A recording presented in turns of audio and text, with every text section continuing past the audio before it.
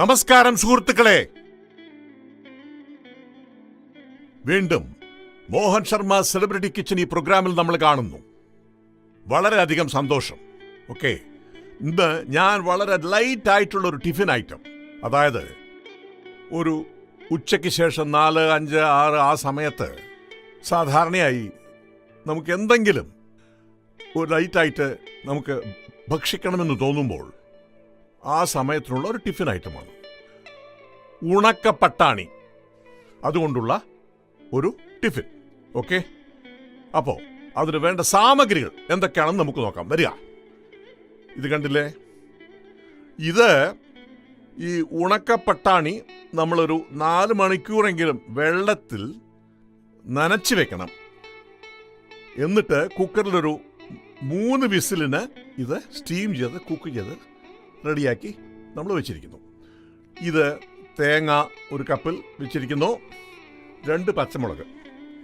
ഈ തേങ്ങയും പച്ചമുളകും നമ്മൾ മിക്സിയിൽ വൃത്തിയായി അത് ഗ്രൈൻഡ് ചെയ്ത് പേസ്റ്റാക്കി വെച്ചിരിക്കുന്നു. കറിവേപ്പില അല്പം, ഉളുന്ന്, വെള്ള ഉളുന്ന്, കടുക്, പിന്നെ പെരുങ്കായപ്പൊടി, കായപ്പൊടി. ഇത് മാങ്ങ നമ്മൾ ചെറിയ പീസസായി ഗ്രേറ്റ് ചെയ്ത് വെക്കണം. ഓക്കെ, ഗ്രേറ്റ് ചെയ്ത് വെക്കണം. പിന്നെ ഇത് ഉപ്പ്, ഇത് മല്ലി ചെറിയ കഷ്ണങ്ങളാക്കി വെച്ചിരിക്കുന്നു. ഈ സാമഗ്രികളാണ് നമ്മളിന്ന് ഈ ടിഫിന് വേണ്ടി ഉപയോഗിക്കാൻ പോകുന്നത്. അങ്ങനെ ഈ ഉണക്ക പട്ടാണി കൊണ്ടുള്ള ഈ ടിഫിൻ ഐറ്റം ചെയ്യാൻ എന്തൊക്കെയാണ് സാമഗ്രികൾ എന്ന് നമ്മൾ നോക്കി. ഇത് ചെയ്യുന്ന രീതി നമുക്ക് നോക്കാം. വരിക. പട്ടാണി, ഉണക്ക പട്ടാണി നമ്മൾ പറഞ്ഞതുപോലെ 4 മണിക്കൂറെങ്കിലും വെള്ളത്തിൽ നനച്ച് അത് കുക്ക് ചെയ്ത് റെഡിയാക്കി വെച്ചിരിക്കുന്നു. അതിൽ ഈ തേങ്ങ അരച്ച് വെച്ചിരിക്കുന്നത്, തേങ്ങയും പച്ചമുളകും നമ്മൾ അരച്ച് വെച്ചിട്ടുണ്ട്. അത് ആദ്യം അതിൽ ചേർക്കുക. എനിക്ക് ഒരു കാര്യം നിങ്ങളോട് പറയാനുള്ളത്, സാധാരണയായി ഈ ടിഫിൻ ഈ ബീച്ചുകളിലും അല്ലെങ്കിൽ പാർക്കുകളിലും, അതായത് പൊതുജനങ്ങൾ പോകുന്ന സ്ഥലങ്ങളിലെല്ലാം ഇത് കിട്ടാറുണ്ട്. പക്ഷെ ദയവ് ചെയ്ത് അവിടെ വാങ്ങിക്കല്ലേ, ദയവ് ചെയ്ത് വാങ്ങിക്കല്ലേ പ്ലീസ്. അടുത്തത് ഈ മാങ്ങ ഇതിൽ മിക്സ് ചെയ്യണം. ഞാൻ ഈ പറഞ്ഞതുപോലെ ഈ ടിഫിൻ പുറത്തെങ്ങും വാങ്ങിച്ച് കഴിക്കല്ലേ.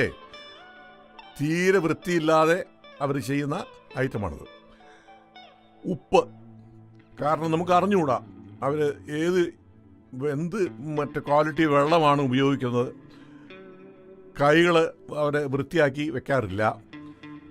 അപ്പോൾ ആരോഗ്യത്തിന് ഹാനികരമാണ്.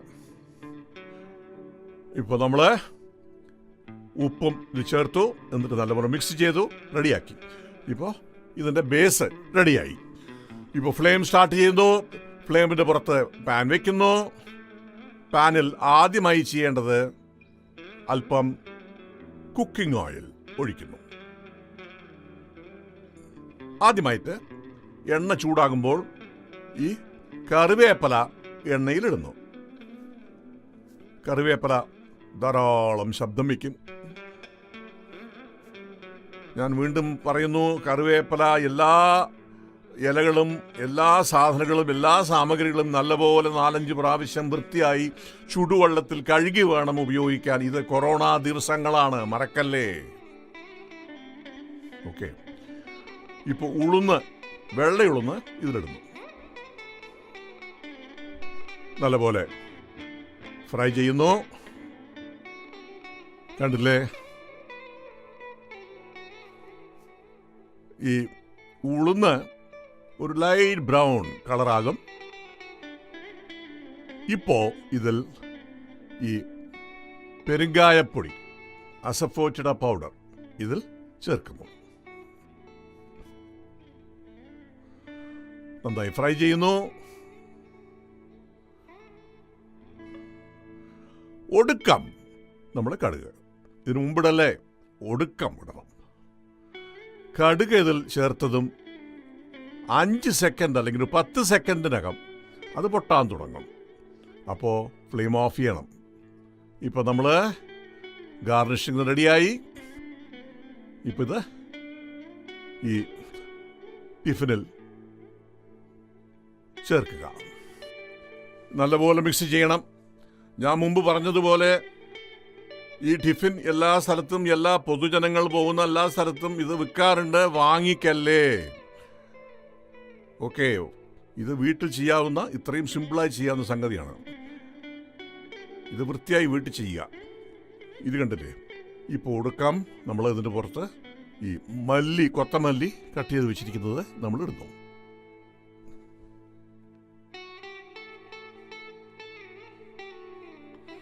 ഇതാണ് നമ്മുടെ ഇന്നത്തെ tiffin item, ready to serve. Okay, അങ്ങനെ ഈ പട്ടാണി, ഉണക്കപ്പട്ടാണി കൊണ്ടുള്ള ഈ ഡിഷ് നമ്മൾ നോക്കി. നിങ്ങൾ ഇങ്ങനെ ചെയ്ത് നോക്കൂ.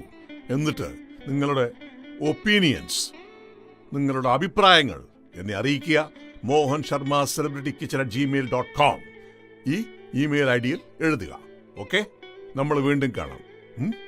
ജയ് ഹിന്ദ്, വന്ദേ മാതരം.